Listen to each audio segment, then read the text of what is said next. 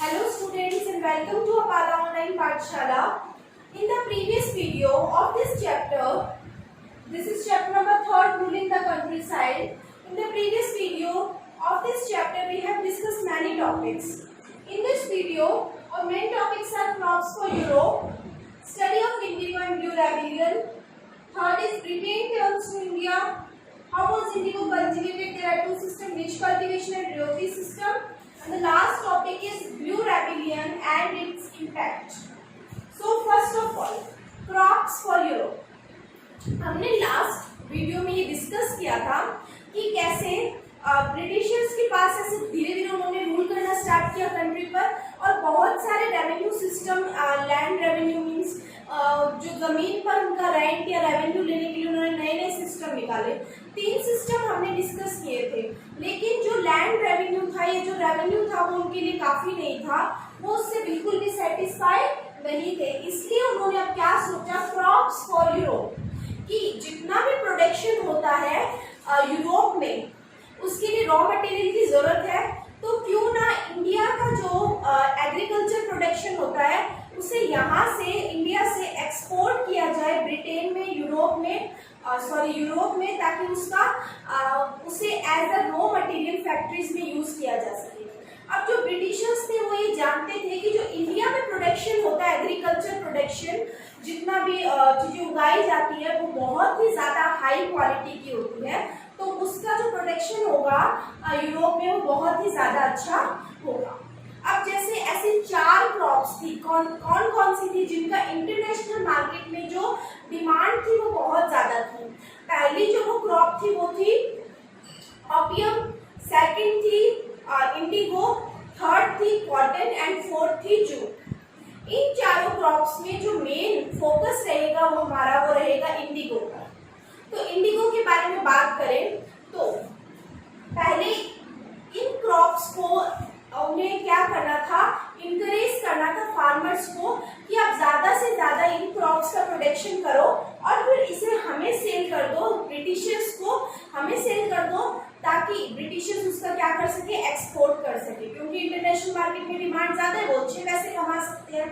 लेकिन इससे ज्यादा वो ऐसे 2 मेजर्स उन्होंने निकाले थे, 2 तरीके निकाले थे जिनसे वो इजीली क्या कर सकते थे, फार्मर्स को बोल सकते थे कि वो प्रोडक्शन करें। पहला जो तरीका था वो क्या था, वो ये कर रहे थे, एडवांस पेमेंट कर रहे थे फार्मर्स को, एक टाइप का लोन दे रहे थे कि आप एडवांस ले लो, आप उगाओ और जब आपकी फसल हो जाए तो आपको हमसे पैसे मिलेंगे, उसमें वो कट हो जाएंगे, ठीक है। सेकंड जो था वो अपॉइंट कर रहे थे गोमस्थास को।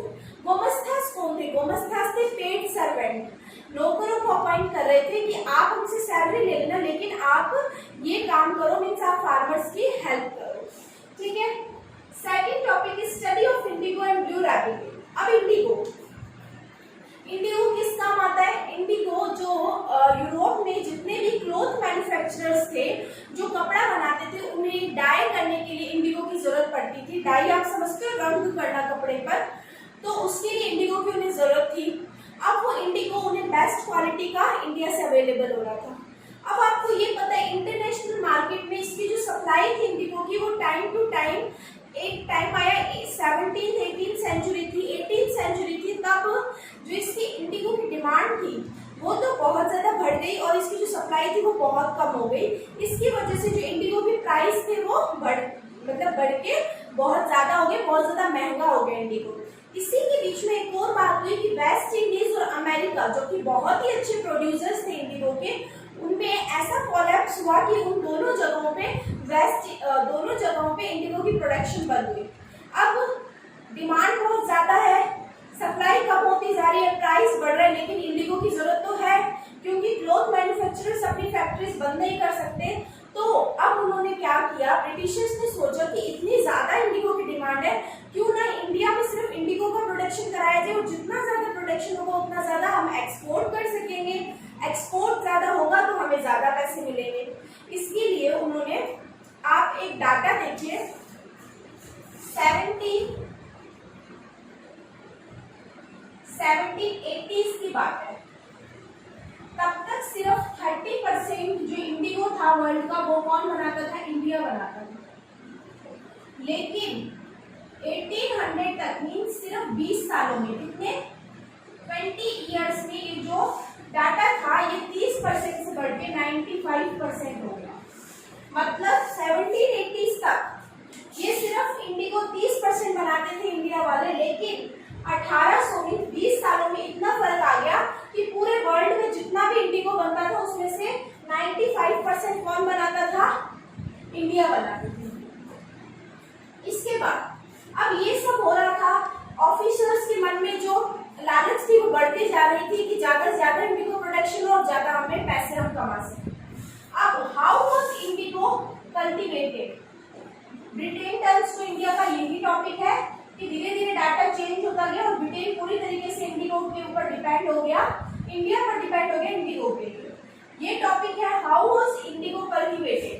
तो इसमें हम दो टॉपिक्स पढ़ेंगे कि इंडिगो कैसे उगाया गया।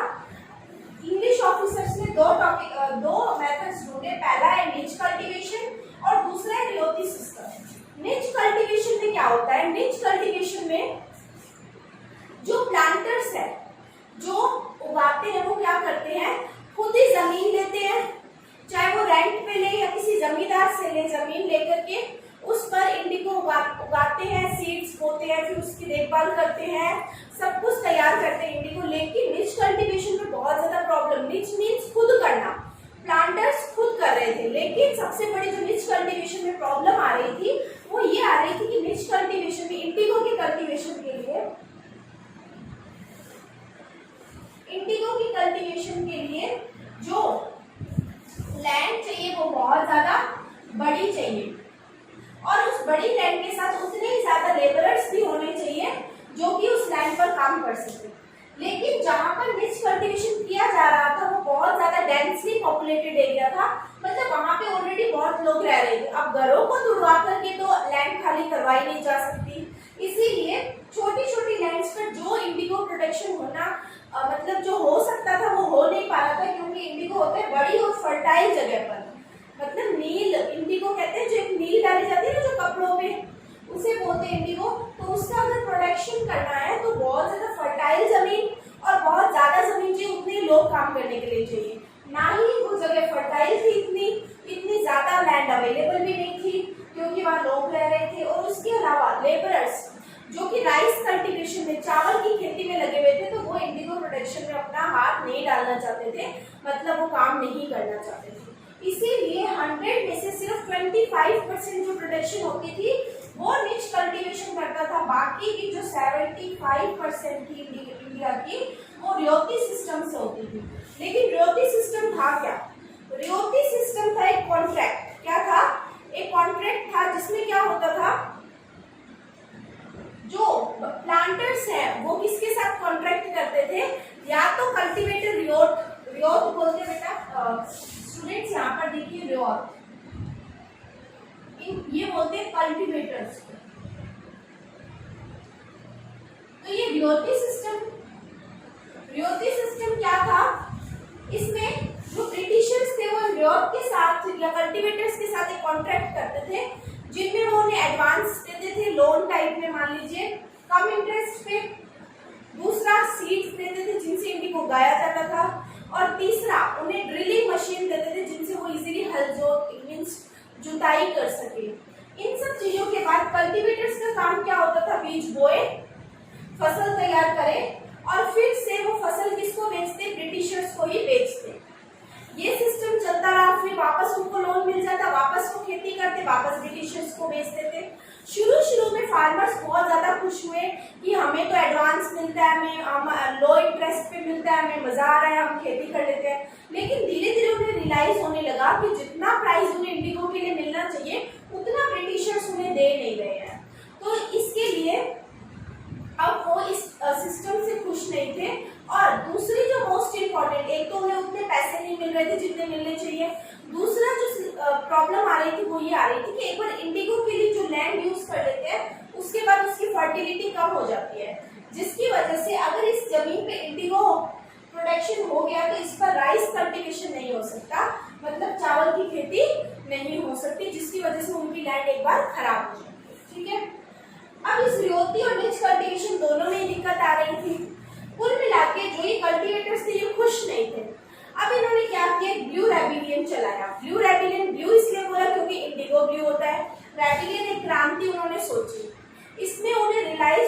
हमारे साथ जैसा बिहेवियर हो रहा है, हमें जितने पैसे मिल रहे हैं या हमारे ऊपर जो प्रेशर बनाया जा रहा है कॉन्ट्रैक्ट साइन करने का, वो बिल्कुल भी सही नहीं है।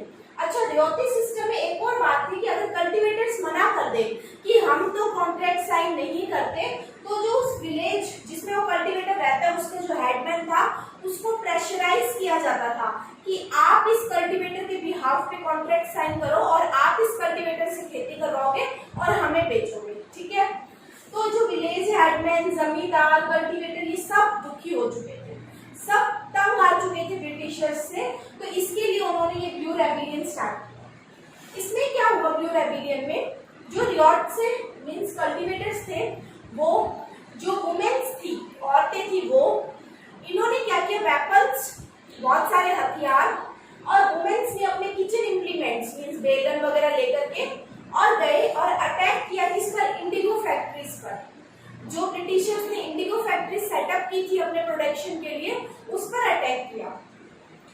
और इसके अलावा जो लोग, जो ब्रिटिशर्स के नौकर रखे हुए थे, जो उनसे ये सब काम करवाते थे, क्योंकि ब्रिटिश डायरेक्ट इन कल्टीवेटर्स से नहीं मिलते थे, ब्रिटिशर्स ने प्लांटर्स अपॉइंट कर रखे थे जो उनसे ये काम करवाते थे, या जो उनसे रेवेन्यू लेने आते थे, जो उनसे रेंट लेने आते थे।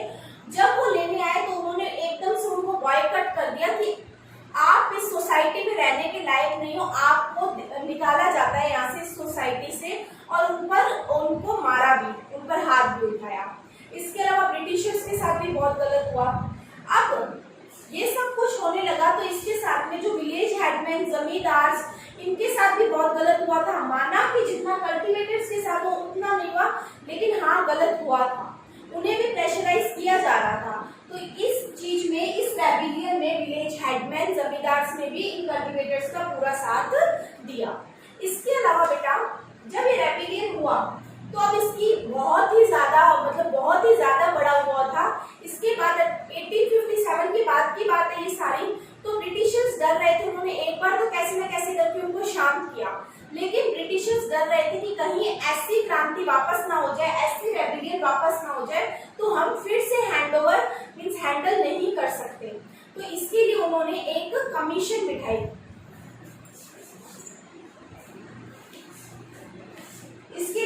कमीशन बिठाई जिसका नाम था इंडिगो कमीशन।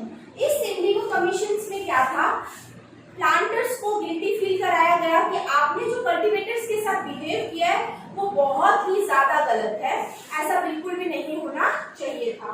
और इसके अलावा एक और अच्छी बात हुई कि अब पहले तो उनको प्रेशराइज किया जाता था कि आपको कॉन्ट्रैक्ट साइन करना ही पड़ेगा, अब इनके पास कोई प्रेशर नहीं है। उस इंडिगो कमीशन ने ये फैसला लिया कि आपके ऊपर कोई प्रेशर नहीं है, बस ये जो कॉन्ट्रैक्ट हुआ है इसे खत्म करो और आइंदा कॉन्ट्रैक्ट साइन करो ना करो वो आपके ऊपर है, आपकी मर्जी है, आपका डिसीजन होगा, ठीक है। अब इसके बाद एट लास्ट क्या हुआ कि ये सब चलता रहा, लेकिन प्लांटर्स ने क्या किया, वो एक जगह से जब वो निकाले गए, मींस अब ऑब्वियस सी बात है जब इतना बुरा व्यवहार होगा और इनके पास खुद के पास डिसीजन लेने का होगा तो ये किसी भी हालत में कॉन्ट्रैक्ट साइन नहीं करेंगे। इसीलिए प्लांटर्स बंगाल छोड़ गए और वो अब कहाँ पहुंच गए, बिहार पहुंच गए कि हम यही काम करेंगे, लेकिन कहाँ करेंगे, अब बिहार में, क्योंकि बंगाल के कल्टीवेटर्स तो अब हमारे हाथ नहीं आने वाले। लेकिन इसी के बीच गांधी जी आए, साउथ अफ्रीका से आए और वो बिहार के लोगों से मिले और फिर उन्होंने चंपारण मूवमेंट स्टार्ट किया 1917 में, जिनमें इंडिगो कल्टीवेटर्स को बहुत ज्यादा हेल्प मिली। महात्मा गांधी ने स्टार्ट किया,